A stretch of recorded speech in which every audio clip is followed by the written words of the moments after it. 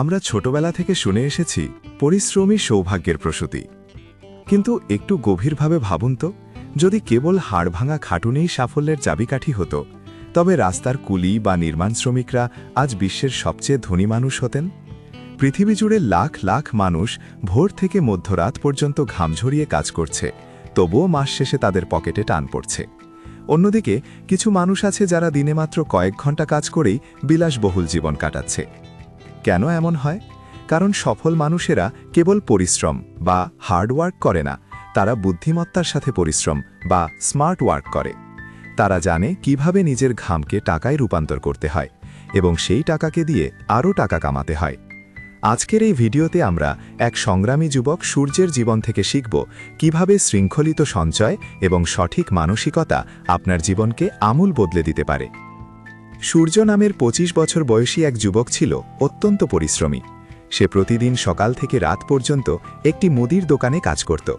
তার মালিক এবং গ্রাহক সবাই তার কাজে খুশি ছিল। কিন্তু সূর্য লক্ষ্য করল, গত ৩ বছর ধরে একটানা কাজ করার পর যখন সে তার জমানো খাতার হিসাব মেলাল, তখন দেখল তার সঞ্চয়ের পরিমাণ অত্যন্ত নগণ্য। সে বুঝতে পারল সে কেবল সময়ের বিনিময়ে টাকা আয় করছে, অর্থাৎ সে যতক্ষণ কাজ করছে ততক্ষণ টাকা আসছে, কিন্তু কাজ বন্ধ করলেই আয় বন্ধ। এটিই হলো লিমিটেড ইনকাম বা সীমিত আয়ের ফাঁদ। সূর্যের মনে প্রশ্ন জাগল, এভাবে কি কোনোদিন বড় হওয়া সম্ভব? তার উপলব্ধি হল, শুধু খেটে যাওয়া যথেষ্ট নয়, টাকাকে এমনভাবে ব্যবহার করতে হবে যাতে টাকাই তার জন্য কাজ শুরু করে। গ্রামের করিম সাহেব ছিলেন সূর্যের ঠিক বিপরীত। তাকে কেউ কোনোদিন হন্তদন্ত হয়ে কাজ করতে দেখেনি। তিনি সকালে পত্রিকা পড়েন, বিকেলে প্রকৃতি দেখেন এবং রাতে পরিবারের সাথে আনন্দ করেন। অথচ তার আয়ের পরিমাণ পুরো গ্রামের মানুষের চেয়ে কয়েক হাজার গুণ বেশি। করিম সাহেবের এই জীবনের রহস্য কি? সূর্য যখন তার কাছে গেল, করিম সাহেব একটি চমৎকার কথা বললেন। টাকা উপার্জন কেবল খাটুনির বিষয় নয়, এটি একটি শিল্প। করিম সাহেব টাকাকে আলমারিতে বন্দি করে রাখেননি, বরং তিনি টাকাকে তার কর্মচারী হিসেবে নিয়োগ দিয়েছেন। আপনি যখন ঘুমান, আপনার টাকা যদি তখনও আপনার জন্য টাকা কামাতে না পারে, তবে আপনাকে আমৃত্যু হাড়ভাঙা খাটুনি খাটতে হবে। করিম সাহেব সূর্যের জন্য প্রথম যে নিয়মটি শিখিয়ে দিলেন তা হল শৃঙ্খলিত সঞ্চয়। অনেকেই ভাবেন অনেক টাকা জমিয়ে তারপর বিনিয়োগ শুরু করবেন, কিন্তু আসল সত্য হল ছোট অঙ্ক থেকেই শুরু করতে হয়। তবে এই সঞ্চয়ের পেছনে একটি কঠিন শর্ত আছে: কখনো ঋণ নিয়ে বিনিয়োগ করবেন না। ঋণ বা লোন আপনার মানসিক প্রশান্তি কেড়ে নেয় এবং আপনাকে আরও দুর্বল করে দেয়। আপনার আয়ের অন্তত ২০ থেকে ৩০% সরাসরি আলাদা করে রাখুন। এই টাকাটি জমানোর উদ্দেশ্য কেবল টাকা জমানো নয়, বরং ভবিষ্যতে একটি মানি মেশিন তৈরির বীজ বপন করা। সঞ্চয় কেবল একটি অভ্যাস নয়, এটি আপনার আর্থিক স্বাধীনতার প্রথম সিঁড়ি। সূর্য অনেক দিন ধরে একটি নতুন দামি স্মার্টফোন কিনতে চেয়েছিল, কিন্তু করিম সাহেব তাকে একটি গভীর সত্য শেখালেন: লাইবিলিটি এবং অ্যাসেটের পার্থক্য। দামি ফোন, গাড়ি বা শৌখিন পোশাক হলো লাইবিলিটি, যা আপনার পকেট থেকে টাকা বের করে নেয় কিন্তু কোনো আয় এনে দেয় না। অন্যদিকে অ্যাসেট হলো সেই জিনিস যা আপনার পকেটে টাকা ঢোকায়। যতদিন না আপনার আয়ের উৎসগুলো আপনাকে আর্থিকভাবে স্বাবলম্বী করছে, ততদিন বিলাসিতা বর্জন করতে হবে। একটি দামি ফোন আপনাকে কেবল কয়েক দিনের সুখ দেবে, কিন্তু সেই টাকাটি সঠিক জায়গায় বিনিয়োগ করলে তা আপনাকে আজীবন শান্তি দেবে।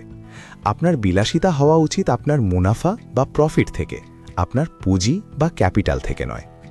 সূর্য সেদিন করিম সাহেবের কাছে কেবল 7টি নিয়মই শিখল না, সে পেল এক নতুন জীবন দর্শন।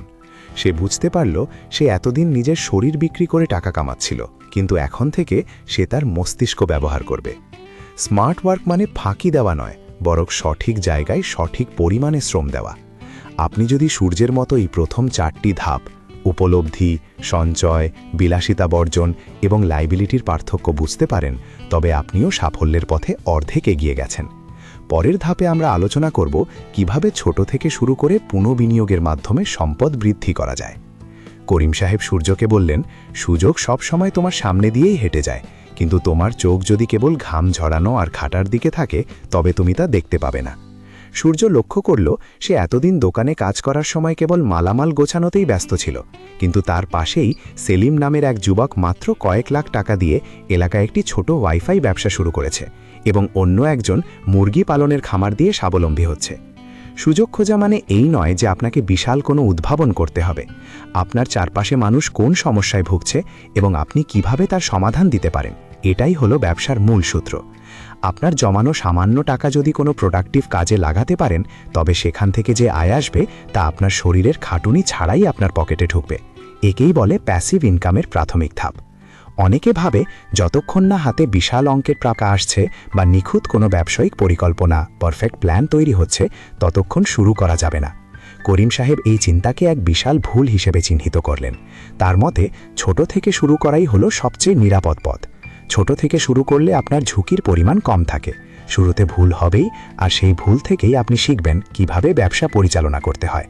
সূর্য বুঝতে পারল, সে যদি তার জমানো অল্প টাকা দিয়ে ছোট কোনো সাইড প্রজেক্ট শুরু করে, তবে বড় কোনো লোকসানের ভয় থাকবে না। বসে থেকে নিখুঁত হওয়ার অপেক্ষায় থাকার চেয়ে ভুল করে শেখা অনেক বেশি কার্যকর। মনে রাখবেন, বড় গাছটির জন্মও হয় একটি ছোট বীজ থেকেই।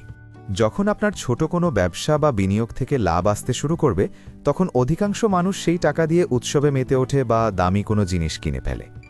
করিম সাহেব সূর্যকে সতর্ক করে বললেন, এই মুনাফা বা লাভ হলো তোমার ব্যবসার সন্তান।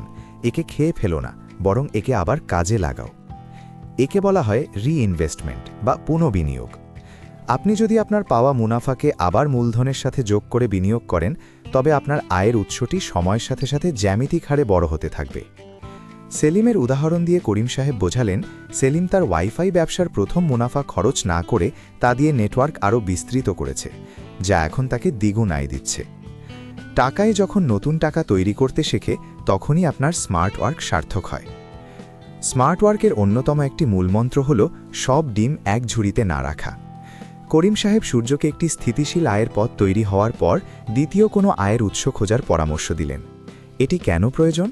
কারণ কোনো কারণে যদি আপনার একটি আয়ের উৎস বন্ধ হয়ে যায়, তবে দ্বিতীয় উৎসটি আপনাকে টিকিয়ে রাখবে। একাধিক আয়ের উৎস থাকা মানে কেবল বেশি টাকা আয় করা নয়, এটি আপনার জীবনের ঝুঁকি কমিয়ে দেওয়া। সূর্য বুঝতে পারল, সে যদি দোকানের কাজের পাশাপাশি তার ছোট বিনিয়োগটি সফল করতে পারে, তবে সে মানসিকভাবে অনেক বেশি শক্তিশালী হবে।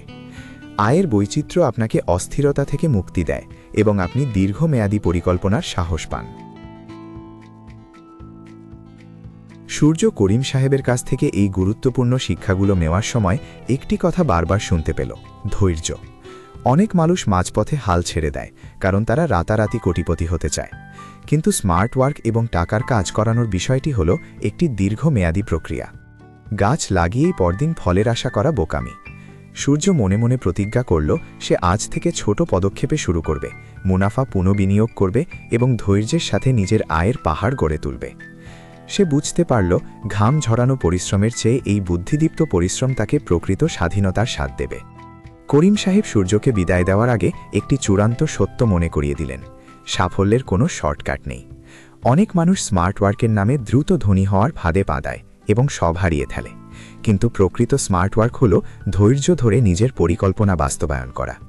একটি গাছ যেমন রাতারাতি বড় হয় না, ঠিক তেমনি আপনার বিনিয়োগ এবং আয়ের উৎসগুলো বড় হতেও নির্দিষ্ট সময়ের প্রয়োজন। সূর্য বুঝতে পারল, সে যদি তার পুনঃবিনিয়োগের প্রক্রিয়াটি বছরের পর বছর চালিয়ে যেতে পারে, তবে একসময় তার মুনাফার পরিমাণ মূল পুঁজিকেও ছাড়িয়ে যাবে। একেই বলা হয় কম্পাউন্ডিং। এই প্রক্রিয়ায় শুরুটা খুব ধীর মনে হলেও শেষের দিকে তা জ্যামিতিক হালে বাড়তে থাকে। যারা ধৈর্যের সাথে এই সময়টুকু অতিক্রম করতে পারে, টাকাই শেষ পর্যন্ত তাদের জন্য আজীবনের দাসে পরিণত হয়। টাকা কামানোর চেয়েও কঠিন কাজ হল সেই টাকাকে ধরে রাখা এবং বাড়াতে থাকা। সূর্য শিখল যে কেবল একটি আয়ের উৎসের উপর নির্ভর করা মানে হল নিজের জীবনকে বড় ঝুঁকির মুখে ঠেলে দেওয়া। করিম সাহেব তাকে শিখিয়েছেন আয়ের বৈচিত্র্য আনার গুরুত্ব। যদি কোনো কারণে একটি ব্যবসা বা বিনিয়োগ লোকসানের মুখে পড়ে, তবে অন্যটি যেন আপনার জীবনযাত্রাকে সচল রাখে। স্মার্ট ওয়ার্কের এই পর্যায়ে আপনাকে শিখতে হবে কখন ঝুঁকি নিতে হয় এবং কখন নিজেকে সুরক্ষিত রাখতে হয়। নিজের আয়ের একটি অংশ সবসময় জরুরি তহবিল বা এমার্জেন্সি ফান্ড হিসেবে আলাদা করে রাখুন, যা কোনো ব্যবসায়িক ধসের সময় আপনাকে মানসিক দৃঢ়তা দেবে। বিনিয়োগ করার আগে সেই ক্ষেত্র সম্পর্কে ভালোভাবে পড়াশোনা করুন এবং বিশেষজ্ঞদের পরামর্শ নিন। অন্ধভাবে অন্যের দেখাদেখি কোথাও টাকা বিনিয়োগ করা স্মার্ট ওয়ার্ক নয়, বরং বোকামি। করিম সাহেবের শেষ শিক্ষাটি ছিল, শিখতে থাকা কখনো থামাবে না। পৃথিবী প্রতিনিয়ত পাল্টাচ্ছে এবং প্রতিদিন নতুন নতুন প্রযুক্তি ও সুযোগ তৈরি হচ্ছে।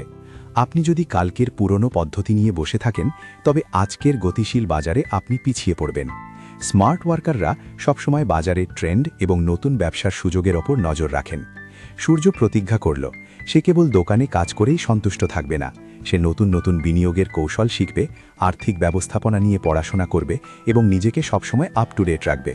আপনি যখন নতুন জ্ঞান গ্রহণ করবেন, আপনার বুদ্ধিমত্তা আরও ধারালো হবে, যা আপনাকে কম পরিশ্রমে আরও বড় বড় সিদ্ধান্ত নেওয়ার ক্ষমতা দেবে। টাকাকে কাজে লাগানোর আসল চাবিকাঠি হল আপনার মস্তিষ্ক। স্মার্ট ওয়ার্কের চূড়ান্ত লক্ষ্য কেবল টাকা জমানো নয়, বরং সময়ের স্বাধীনতা বা টাইম ফ্রিডম অর্জন করা। করিম সাহেব কেন পত্রিকা পড়ার বা বিকেলে হাঁটার সময় পান? কারণ তার জন্য তার টাকা কাজ করছে, তাকে নিজের শরীর খাটিয়ে প্রতি মুহূর্তে টাকা কামাতে হচ্ছে না। স্মার্ট ওয়ার্কের সার্থকতা তখনই যখন আপনি আপনার পরিবারের সাথে সময় কাটাতে পারবেন বা নিজের শখের কাজগুলো করতে পারবেন, অথচ আপনার ব্যাংক ব্যালেন্স কমবে না। সূর্য সেদিন করিম সাহেবের বাড়ি থেকে যখন ফিরছিল, তার চোখে ছিল এক নতুন উজ্জ্বলতা। সে বুঝতে পারল, পরিশ্রমের হাত নয়, বরং কৌশলের মাথা দিয়েই জীবনের যুদ্ধ জয় করতে হয়। আজ থেকে সে আর কেবল ঘাম ঝরিয়ে বেঁচে থাকা এক যুবক নয়, বরং সে একজন আগামীর স্বপ্নদ্রষ্টা, যে নিজের আর্থিক ভবিষ্যৎ নিজের হাতে গড়তে জানে। সূর্যের এই গল্পটি আমাদের সবার জীবনের প্রতিচ্ছবি। আমরা হয়তো সূর্যর মতোই দিনরাত খেটে যাচ্ছি, কিন্তু সঠিক পরিকল্পনার অভাবে সামনে এগোতে পারছি না। করিম সাহেবের দেওয়া 7টি নিয়ম, সঞ্চয় করা, বিলাসিতা বর্জন, সুযোগ খোঁজা, ছোট থেকে শুরু করা, মুনাফা পুনঃবিনিয়োগ করা, আয়ের বৈচিত্র্য আনা এবং ধৈর্য ধরে শেখা, এই সব কিছুই আপনার আর্থিক মুক্তির সিঁড়ি। টাকা উপার্জন করা যেমন একটি শিল্প, সেই টাকাকে নিজের দাসে পরিণত করা তেমনই একটি চ্যালেঞ্জ। কিন্তু আপনি যদি শৃঙ্খলার সাথে এই নিয়মগুলো মেনে চলতে পারেন, তবে একদিন পরিশ্রমী গাধার মতো নয়, বরং আপনি সফল মানুষের মতো মাথা উঁচু করে বাঁচতে পারবেন। পরিবর্তনের জন্য নতুন মাস বা বছরের অপেক্ষা করবেন না। পরিবর্তন শুরু হয় ঠিক এই মুহূর্ত থেকে।